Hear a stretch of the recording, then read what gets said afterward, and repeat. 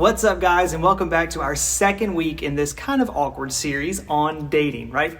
Hopefully the tone from last week let you guys know that we are going to do our best to keep it all Bible focused and things that could apply to any age or really any stage of the dating mix. So last week we talked about dating and how being single isn't a failure of character or something to be feared, right?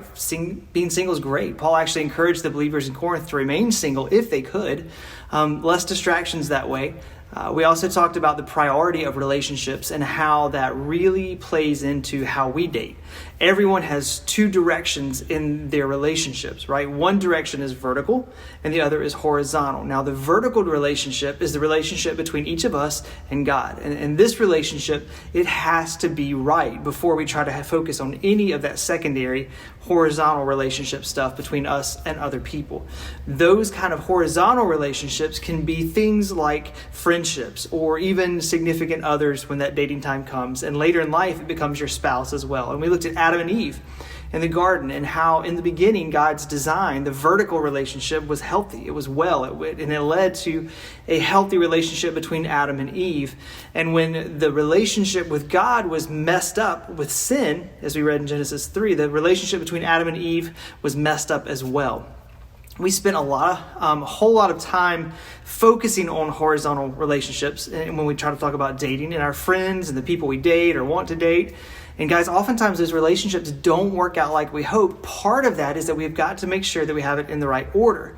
When we make sure that our relationship with God is good, those other relationships in turn will work better. And that little truth nugget right there comes from my own life experience and looking back over the years of all the dumb mistakes that I made trying to date like the world told me to date instead of how God encourages me to date. So which brings us to our discussion today. Last week we put some ideas out there of what Christian dating looks like, right? You guys gave me some pretty great ideas and some boundaries that you feel like are part of that.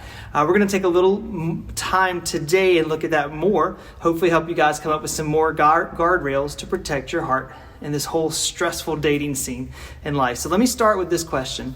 What is the purpose of dating? Now, most people are going to answer to determine the compatibility of two people or something along those lines, right? It's like a test drive on a relationship. We have to be careful how far we let that go and then how much of our heart we give away during that time. There are so many voices giving you guys advice on dating as a Christian, and oftentimes, guys, that advice, it actually sounds like exact opposites. You know, here's some examples that I found online while I was researching for this series. Some of them were like date for at least a year, don't date for any more than a year. Date exclusively in groups, or make sure that you get plenty of time one-on-one. Don't kiss before you're married. Or how can you know if you have chemistry without kissing? You know, there's like all these different voices. Put clear boundaries into place. Don't try to follow everyone else's rules. Spend lots of time together. Be careful how much time you spend together one-on-one. Date a bunch of different people before getting serious. Or don't date anyone until you're ready to marry. Guys, it is really easy to get confused with all these voices going back and forth, right?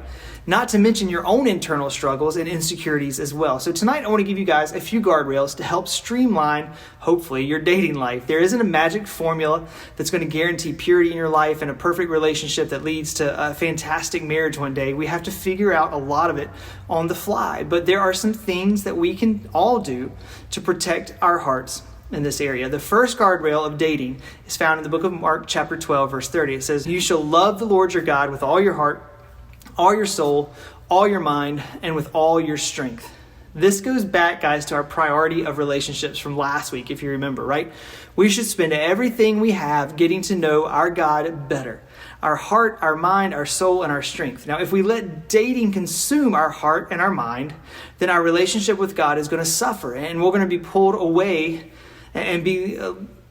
from some of the lesser things in our lives. Our strength will be sapped by the drama in our dating life, and our soul is going to be flat exhausted because of all that mess. The first guardrail of dating is to be sure that God is the priority, not the person that we're hoping to pull in life. In Matthew 6:33, Jesus tells us that if we seek God with all we have, then all the things we need are going to be added to us according to God's perfect plan and timing. Guys, that all stuff includes the girl or boy that we think we need so much. So let God bring them into our lives in His timing, in His plan. And it's going to be so much easier that way, right? Than throwing pieces of our heart around and seeing who picks up the crumbs and gets the closest. The second guardrail is to get yourself a good third wheel. Now, if you don't know what this term means, no worries. I'm going to explain it. A third wheel is a friend that gets the awkward job of being part of your dating life. Now, when you go to dinner, they're the person that's sitting on the other side of the table watching the whole time. When you're at a movie, right, their hand is in your popcorn bucket, making sure that the other hand is in there too. Oftentimes, it's because they are a good friend. But having that person there to act as kind of a chaperone almost, it provides some accountability, which is super important when you date. They keep you from going too far, too fast. Proverbs 17:17 tells us this: a friend loves at all times, and a brother is born for adversity. Guys, friends are great. True friends, though, they're priceless. They're going to tell you when you have lost yourself in a relationship, even at the risk of the friction that statement causes in a friendship. They can be part of that dating time at the beginning to keep it from being so awkward, right? Because nobody is as smooth as they really think they are. You know, Proverbs 27:5-6 says, better is the open rebuke than hidden love. Faithful are the wounds of a friend. Profuse are the kisses of an enemy. A friend is great for giving you that hard truth that you need to hear, right? People that don't have your best interest at heart, they're going to praise all of your dumb mistakes, and because they want to see you fail, right? That's what they're waiting on.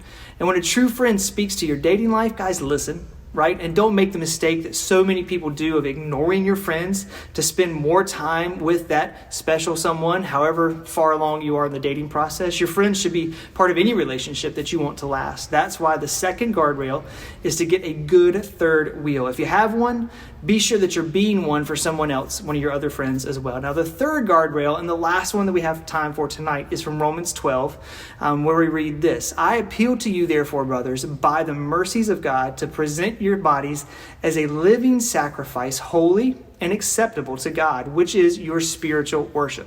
Do not be conformed to this world, but be transformed by the renewal of your mind, that by testing you may discern what is the will of God, what is good and acceptable and perfect. Guys, two takeaways from this verse as I read it. Our bodies first are meant to be a living sacrifice, which means that we are to take care of it and not just gratify whatever we want to do with it. Right? We're to keep our bodies holy and to keep them acceptable. And that means that giving our bodies away in a relationship to keep the attention of someone else is a horrible idea. People are going to use you and your body and then move on. So guys, don't cheapen your worth or your value by giving away your body like that. This considers any kind of physical action in dating, right? Not just the weird health class discussion type of ways. The other part of this verse talks about our thought process, and I think this is really important.